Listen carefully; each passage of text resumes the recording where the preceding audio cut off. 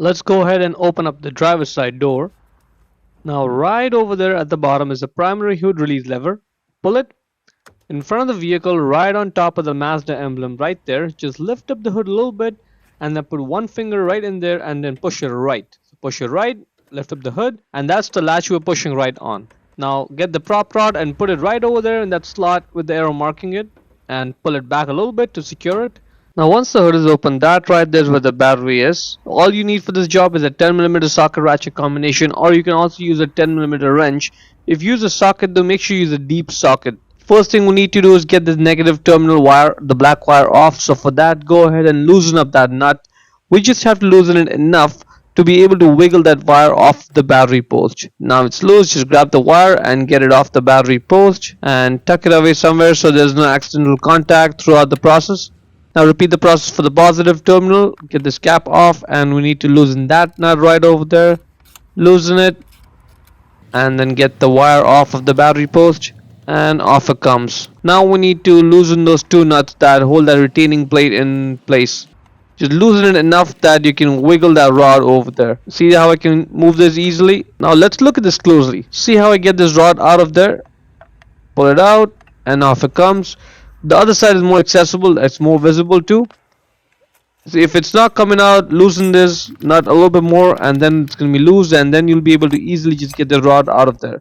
Get the entire plate off. Now tilt the battery and you need to get this jacket off of it. It's easier to just get this jacket off over here right now, because if you try to lift the battery with the jacket on, it's likely soon to slip and fall. Again, tilt the battery and get it out. My battery has no handles unfortunately, so I just have to be more careful while I'm getting the battery out. Hopefully yours has some handles to be able to hold on to the battery. You'll have to tilt the battery to get it out of the car. Make sure you don't drop it and hurt yourself.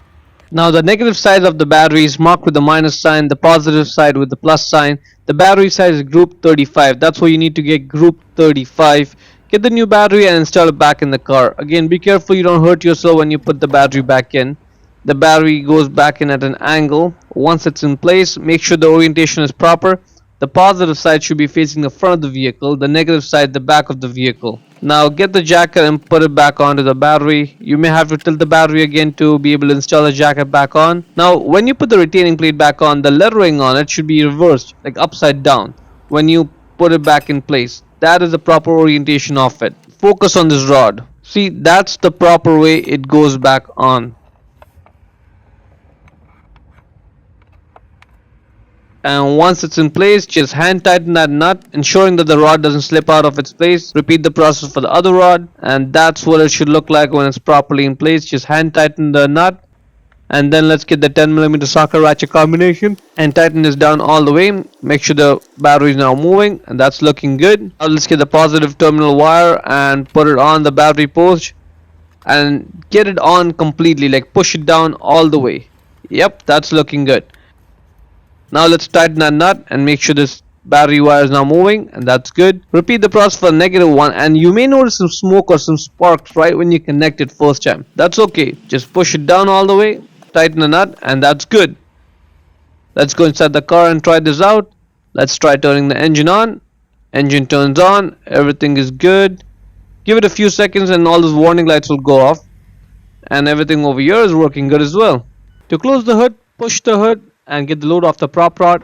Get it out of that slot, put it back in its place, lower the hood and slam it shut. Hope you found it useful. Before we go, let me just give a quick shout out to Naya Motors Inc. for letting us use the car today to film the videos. They are a used car dealer here in Ottawa, Canada. Check out the link in description for their entire inventory.